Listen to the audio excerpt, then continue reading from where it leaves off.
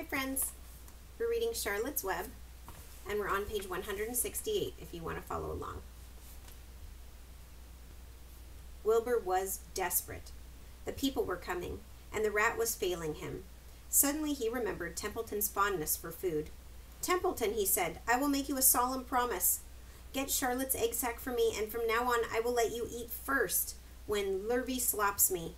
I will let you have your choice of everything in the food trough, and I won't touch a thing until you're through." The rat sat up. "You mean it?" he said. "I promise. Cross my heart." "All right, it's a deal," said the rat. He walked to the wall and started to climb. His stomach was still swollen from last night's gorge. Groaning and complaining, he pulled himself slowly to the ceiling. There's Charlotte on her egg sack. And there's Templeton.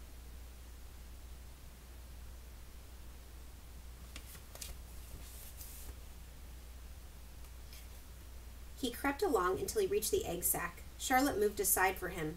She was dying, but she still had strength enough to move a little. Then Templeton bared his long, ugly teeth and began snipping the threads that fastened the sack to the ceiling. Wilbur watched from below. "Use extreme care," he said. "I don't want a single one of those eggs harmed." "This stuff in my mouth," he complained. "It's worse than caramel candy." But Templeton worked away at the job and managed to cut the sack adrift and carry it to the ground, where he dropped it in front of Wilbur. Wilbur heaved a great sigh of relief. "Thank you, Templeton," he said. "I will never forget this as long as I live." "Neither will I," said the rat, picking his teeth.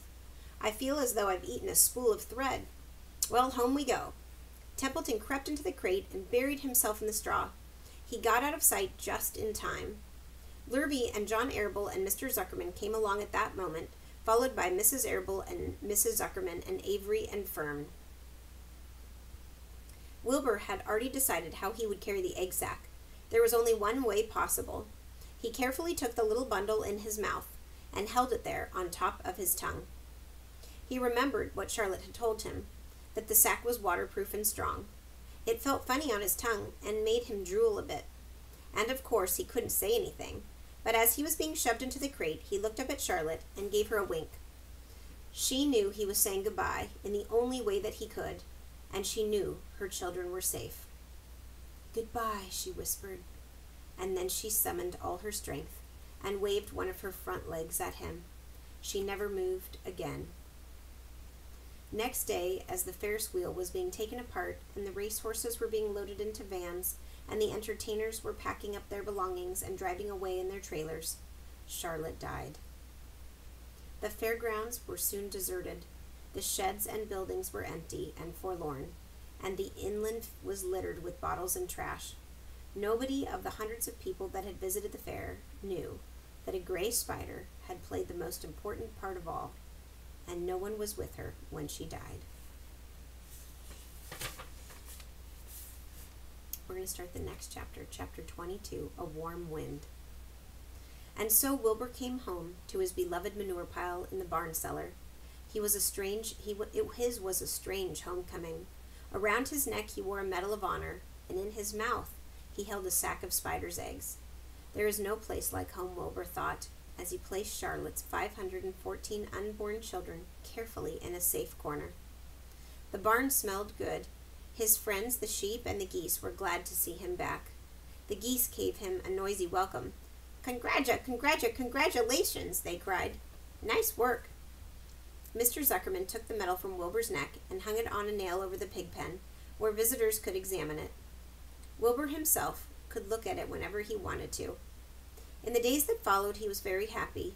He grew to a great size, and he no longer worried about being killed, for he knew that Mr. Zuckerman would keep him as long as he lived. Wilbur often thought of Charlotte. A few strands of her old web still hung in the doorway. Every day Wilbur would stand and look at the torn, empty web, and a lump would come to his throat. No one had ever had such a friend, so affectionate, so loyal, and so skillful.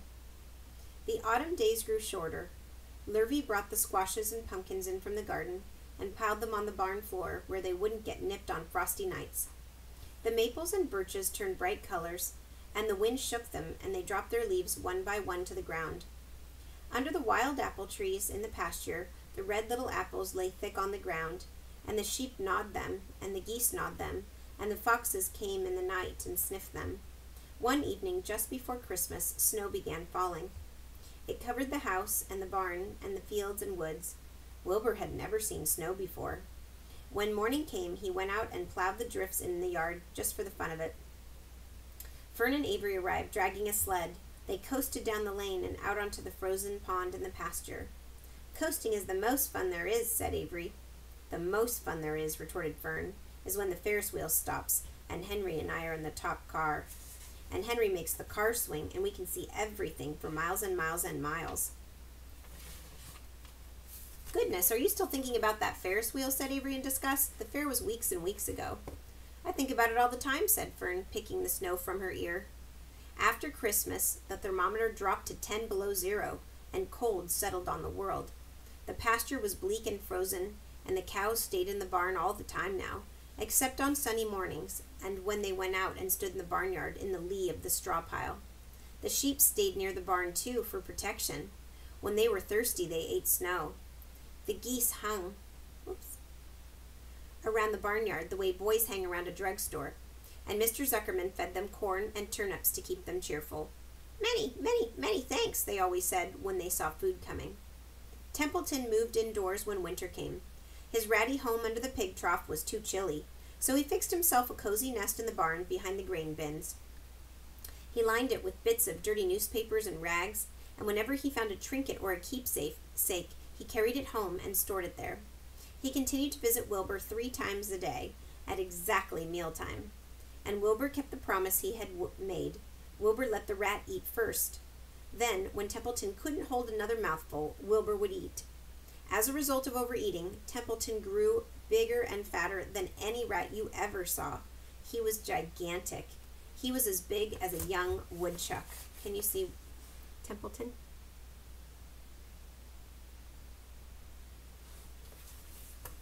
The old sheep spoke to him about his size one day. "You would live longer," said the old sheep, "if you ate less." "Who wants to live forever?" sneered the rat. "I am naturally a heavy eater, and I get untold satisfaction from the pleasures of the feast." He patted his big stomach, grinned at the sheep, and crept upstairs to lie down. We'll stop there, and we'll read the last part tomorrow.